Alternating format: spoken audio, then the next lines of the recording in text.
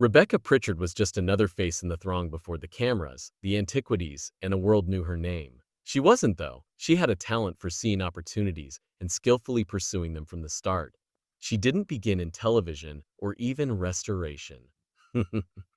No, she started her journey in the fashion industry, a very other environment. It didn't happen overnight, as is the case with all great stories.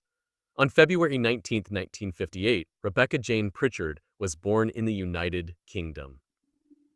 Rebecca was discreetly creating a future that would span decades and countries at a time when the fashion industry was flourishing and moving away from conventional British tailoring and toward international styles. She immediately entered the women's fashion industry, one of the most cutthroat at the time, after completing her early schooling. In her 20s, she made her fashion debut. The late 1970s and early 1980s saw the height of industry and retail's rapid expansion.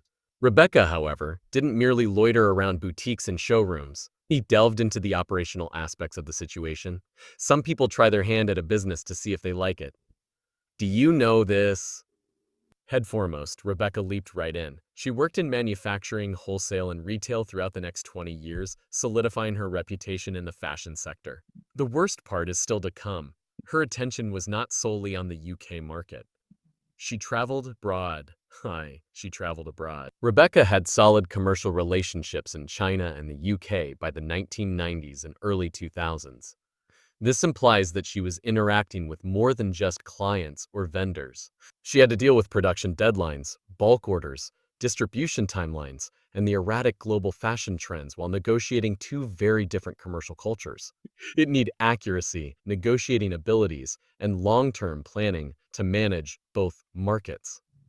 20 years in that line of work is not something you just happen to survive. Rebecca not only made it through, but flourished. 20 years later, Rebecca started to change course. At that point, she began to dabble in another area, real estate. This is when the exciting part begins. Rebecca moved into real estate, specifically property development in North Wales, rather than immediately into antiques. That transition isn't casual. It's a strategic move. Purchasing homes and reselling them for a profit is only one aspect of real estate. It involves understanding when to purchase, what has to be fixed, how to handle planning permits, and the direction of the market. Rebecca began making real estate investments, remodeling them, and learning the ins and outs of long-term value, materials, and structural choices. She developed a completely new set of abilities in real estate that would come in remarkably useful later in life. Rebecca's life also underwent a significant change during this time, because she met someone who would completely alter her course somewhere in this chapter about North Wales. Pritchard, Drew. Now, Drew is most likely the man searching through garages, barns, and centuries-old estates in an attempt to turn rust into gold, if you've ever watched Salvage Hunters. He wasn't a TV star at the time, though. He was just another enthusiastic antique merchant who had a knack for finding lost treasures. Rebecca wasn't yet a co-host either. She was an inquisitive, astute businesswoman who just so happened to encounter a man who had a van full of dusty antiques. They didn't start a business right away. It began with similar hobbies and overlapping jobs and eventually developed into a professional and personal connection. Because of her experience in real estate, Rebecca was able to understand what purchasers, buildings, and residences truly valued. So, even while Drew's antiques were fascinating on their own, they gained strength when accompanied by someone who was knowledgeable about interior design, structure, and useful uses. Rebecca did more than observe Drew handling fixtures and furniture. She became involved. She picked up the skills. She became interested in restoration, the importance of vintage craftsmanship, and the qualities that made a piece valuable. Furthermore, it went beyond aesthetics. She got caught up in the details. She researched the materials. She posed inquiries. She investigated the history of each item. Her role gradually expanded. She was starting to make a name for herself in the vintage world. Furthermore, this change was not superficial. Rebecca became fascinated by the backstories of artifacts. She began to compile her own knowledge base by learning about their origins, creators, and historical periods. She gained knowledge of the decorative styles that influenced British interior design for centuries, as well as Gothic architecture, Georgian design, and industrial age materials. Old age materials. She was already aware of the significance of texture, structure, and presentation because of her experience in the fashion industry. She was now using those same abilities on fixtures, furniture, and long-forgotten artifacts. Therefore, Rebecca wasn't only following along when Drew was asked to work on a new television project that would eventually become Salvage Hunters. She was involved in the surgery already. She provided valuable historical insights, assisted with item evaluation, and participated in restoration decisions. Indeed, her expertise quickly became so crucial that the producers of the show realized the story wouldn't be complete without Rebecca when they examined Drew's life and business. Sue's life and business. Being in front of the camera for the first time in 2012 has nothing to do with notoriety or TV fame. The goal was to demonstrate the entire procedure. The first task was to locate the salvage, repairing, comprehending, and transforming it into something that people would desire. Rebecca stepped in at that point. Rebecca became a favorite among viewers as the show gained popularity. Even in a world full of dust, rust, and crazy bargains, she exuded calm confidence. Rebecca examined while Drew bargained. She explained its history while he loaded furnishings. And gradually their relationship became ingrained in the show's structure. Everything appeared to be equally smooth off camera. Drew was married to Rebecca. They reared a family together in their joint house in Conway, North Wales. The majority of onlookers thought they were witnessing an actual antique power couple. Two individuals who understood one another in addition to being skilled in their respective fields. However, things began to change behind the scenes. Even the strongest ties can be strained by the demands of maintaining a marriage, raising children, running a business, and filming all at once. The on-screen chemistry gradually began to wane in real life. They didn't discuss it. At first, there were no headlines or public disputes, but fans soon realized something was wrong. More distance, fewer shared scenes. Then, in 2017, everything became evident. They made their divorce public. It was revealed that same year that Drew had an affair with Amanda Thomas. There was no rumor. It was verified. It wasn't only emotional consequences. It permeated the public sphere. Things took a turn for the worst in July of 2017. A man named Janus Bryn Thomas, Amanda's husband, attacked Drew at a Conway pub. According to reports, Thomas became enraged and attacked Drew after he sneered at him from the other side of the room. Drew suffered injuries to his mouth, elbow, and head before landing on the ground. Thomas was barred from all Conway County pubs and fined £1,440. After the affair ended, Drew sent Amanda texts, according to court filings, including ones from other women accusing her of being the reason they broke up with him. What, though, did Rebecca do? She maintained her professionalism. She spoke her truth without resorting to headlines or interviews. Rather, she continued to work and concentrated on co-parenting. She and Drew continued to appear on Salvage Hunters together after the divorce. Yes, exactly. Despite everything that transpired between 2018 and 2021, they continued to work together. They remained on the program. It requires strength. The strength. Why would you continue to appear on a show with someone who betrayed your confidence, you could ask? Because sometimes your pride is less important than the work you do. Like Drew, Rebecca had constructed a lot of salvage hunters. She had contributed to its creation and had no intention of abandoning it. And the concert remained intact in spite of the anxiety. Indeed, it continued to expand. Although it streamed on Discovery Channel in other countries, shown on Quest in the UK and Ireland, and briefly appeared on Netflix, there were flaws. Despite maintaining on-screen personas, their true lives were rapidly changing. After packing, Drew left North Wales. He bought a Georgian mansion in the West Country, sold his antique shop, and began renovating it. 5 apartments were converted back into a single, opulent townhouse. He claimed that he needed to start afresh since everything had become too much.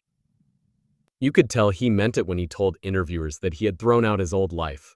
He left behind his life with Rebecca, his business, and his old routine. In his book, How Not to Be an Antiques Dealer, he also shared his perspective and insights learned from years of working in the field. Rebecca, meanwhile, said nothing. She didn't take jabs or write memoirs. She concentrated on her children, her real estate endeavors, her clientele, and her antique network. Speaking of children, the world is aware of at least one of Rebecca and Drew's offspring, Tom Pritchard, even though they never made a list of them public. Although he works with antiques and has followed in their footsteps, the majority of information about their family is still secret. But in spite of all the commotion, Rebecca has always maintained her privacy. Rebecca discreetly left Salvage Hunters by 2021. No on-air announcement, no goodbye episode. She didn't seek publicity or utilize the limelight to defend herself. She simply vanished. And that move makes perfect sense if you followed her story. Despite everyone around her turning their personal lives into tabloid headlines, Rebecca has always kept hers private. Fans still had questions, though. For what reason did she depart? Was it fatigue, the divorce, or something more significant? The health rumors originated there. Fans observed changes shortly following her departure from the show. In previous clips, Rebecca's energy was different. Her face appeared drawn, and she appeared slimmer. Online users started chatting about being sick. Some believed she had cancer. She had a persistent condition, according to others. Here's the reality, though. None of that was verified. Not by any official, not by her. Rebecca also remained silent as people continued to inquire. Then in 2022, she made a post that put an end to all the rumors. She posted fresh images and videos of her antique treasures to her Instagram account. She appeared enthusiastic, focused, and healthy. As usual, she took the audience on a tour of the history of the elaborate picture frame she displayed, her 57th antique find. Composed, in charge, and totally herself. You've seen how some celebs create comebacks by claiming to have health issues. Rebecca didn't. She didn't have to. Regaining TV fame was not the goal of her comeback. It was about independent enterprise, restoration, antiques, and getting back to her origins. And she did precisely that. Where is she now then? Rebecca continues to work in the antiques industry. She sources, investigates, and provides historical artifacts as part of her private business. Her private business. She collaborates closely with other restorers, interior designers, and collectors. Nor is she confined to her desk. In order to uncover things that still have life remaining in them, she visits dealers, examines collections, and searches obscure areas all over the United Kingdom. Through her work on television, restaurants, auction houses, fairs, and private collectors, she's developed a network of relationships. She makes use of everything. Now, she has a straightforward objective: put the appropriate pieces in the right hands to preserve history. She doesn't care about TV ratings or likes. She's pursuing artistry. She works in real estate once more. When she joined Drew in the salvage world, that aspect of her tale continued. These days, Rebecca manages rental properties, renovates historic buildings, and even operates a campsite and bed and breakfast that offers vacation rentals and lifestyle initiatives around North Wales and maybe beyond. She possesses abilities most people don't anticipate. Rebecca has a license to drive a 7.5-ton truck. She is a skilled cook and an experienced horseback rider. She divides her time between her waterside headquarters in Chester and her house in London, and she owns a boat. She also loves animals, which helps her stay grounded and full of life away from the bustle of the industry. However, there is still a portion of her leaving that makes people talk. So let's go back a little. The chemistry between Rebecca and another has already generated a lot of whispers when she left the show. You are familiar with John T., the upbeat, grounded friend who was instrumental in the Salvage Hunters team. T was more than just Drew's friend. As the seasons progressed, he became an authority in his own right and served as the comic relief and support actor. His laid-back demeanor gave the film a new vitality. Additionally, people began to notice anything different once Rebecca and Drew's private breakup made news. There were times when Rebecca and T felt closer and cozier. Was it something more than friendship? The show and they didn't say anything, but the rumors persisted.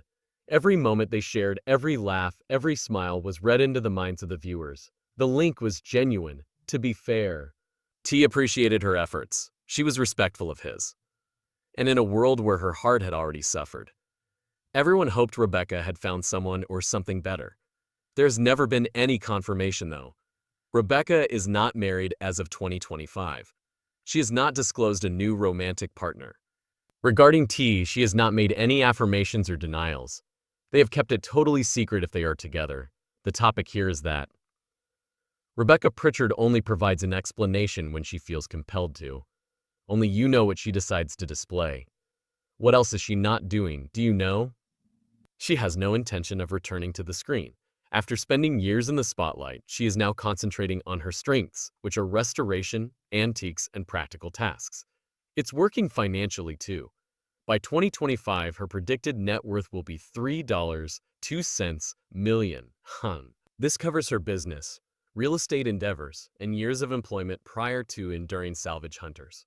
That's a significant figure that demonstrates that success doesn't have to be glaring at you. Drew, meanwhile, has gone his own way. He remarried soon after closing his Conway antique shop in 2022, and he currently resides in the West Country. He is attempting to reconstruct from what he refers to as a whole reset while rebuilding a mansion from the 1790s. He claims that he had to throw out his previous life and start again since everything had become too much. They both did, in a sense. They began together, created something special, had a difficult ending, and are now leading separate lives that are flourishing in quite different ways. There isn't a spectacular breakdown in Rebecca's story. It has to do with redirection. She had to deal with public betrayal, heartache, and leaving a show that millions of people adored. But she regrouped rather than vanished. She created something far more steady, quieter, and stronger and stronger. Now, her existence revolves around freedom. She chooses the tasks she works on. She selects her group. She has her own rules. What then actually became of Rebecca Pritchard? She changed. She turned her back on the turmoil and focused on her abilities. She used her craft to end a TV marriage and start a new one.